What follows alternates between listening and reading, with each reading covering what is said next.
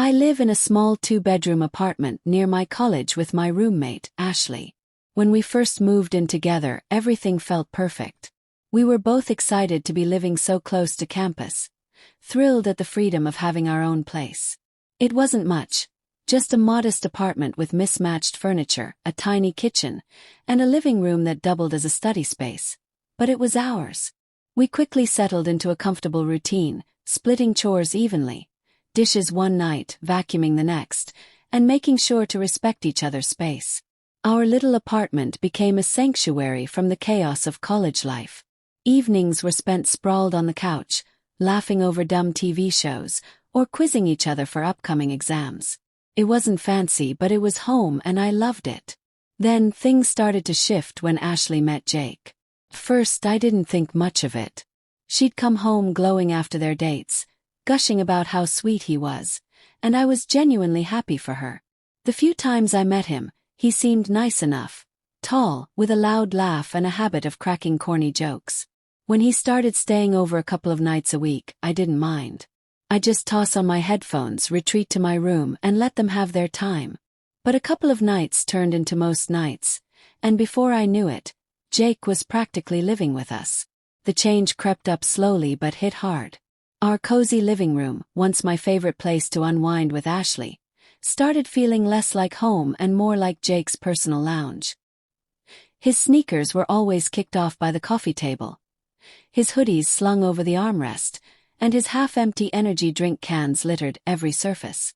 I'd walk in after a long day of classes, hoping to collapse on the couch, only to find him sprawled out, gaming on our shared TV. It wasn't just the mess, it was how I started feeling like an intruder in my own home. I'd hover in the doorway, unsure if I should say something, then quietly slip back to my room instead. What really got to me was how he used my stuff without asking.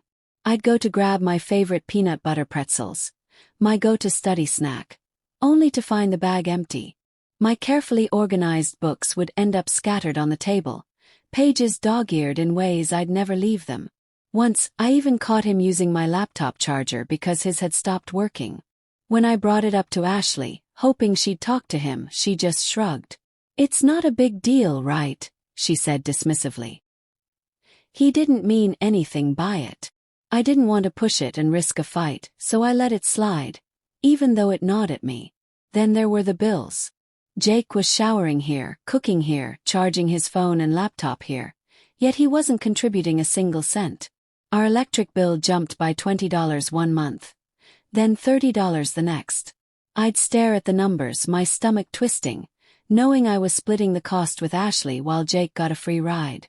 Every time I thought about bringing it up, I'd picture Ashley's defensive frown or Jake's smug grin and I'd chicken out.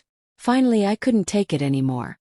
One evening, after finding yet another empty snack wrapper in the trash, my snack wrapper, I sat Ashley down. My hands were sweaty, and my voice shook a little, but I forced the words out. "Look, I'm happy you're happy with Jake, but him being here all the time is changing things. I feel like I don't belong here anymore, and it's not fair that he's not helping with rent or bills." I held my breath, waiting for her to nod or at least hear me out. Instead, her face hardened. "You're being ridiculous," she snapped. "He's my boyfriend, not some freeloader. Are you jealous or something?" Her words stung like a slap I hadn't seen coming. I mumbled something about needing to study and retreated to my room, my chest tight with hurt and frustration. Things came to a head a few days later. I was in the kitchen rinsing a mug when Jake strolled in, a piece of paper in his hand. "Hey," he said, his tone casual but edged with something sharper. "Since I'm going to be moving in officially, I figure we should set some ground rules."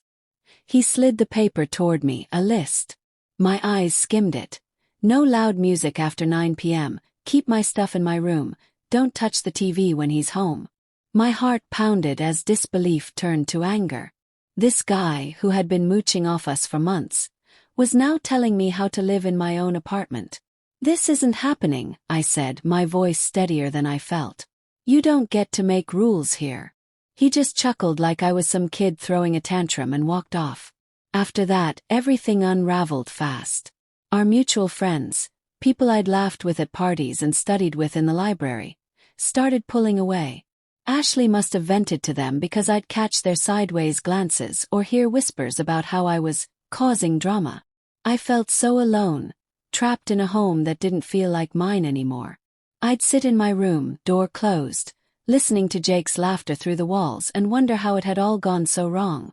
Then, after a sleepless night, I did something I should have done weeks ago. I dug out our lease agreement and read it cover to cover. And there it was in black and white. No unapproved long-term guests. My hand shook as I dialed our landlord, explaining how Jake had basically moved in without permission. I half expected him to brush me off, but to my relief, he took it seriously. A few days later, he sent a formal notice banning Jake from staying overnight. When I saw that email, I nearly cried from the relief. It was like I could breathe again. The fallout was messy. That night, Ashley stormed into my room, her eyes red and furious. "You went behind my back to the landlord. Are you serious?" she yelled.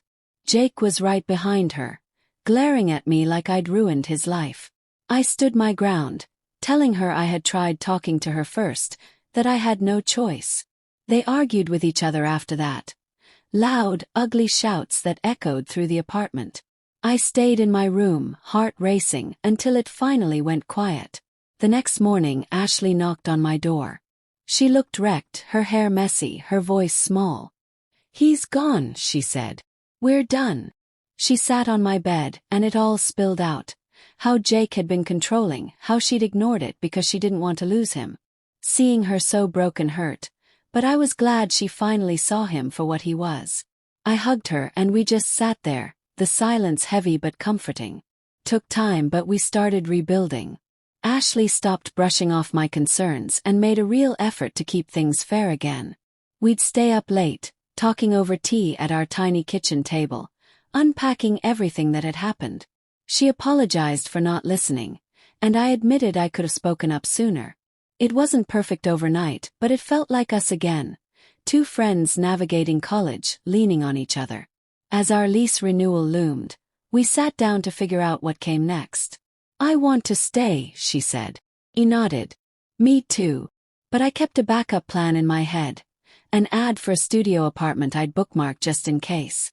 I didn't think I'd need it though. We'd been through the worst and come out stronger. The whole mess taught me to trust my gut, to speak up when something's wrong, and that real friendship can weather just about anything. Our little apartment was ours again, and I wasn't letting anyone take that away.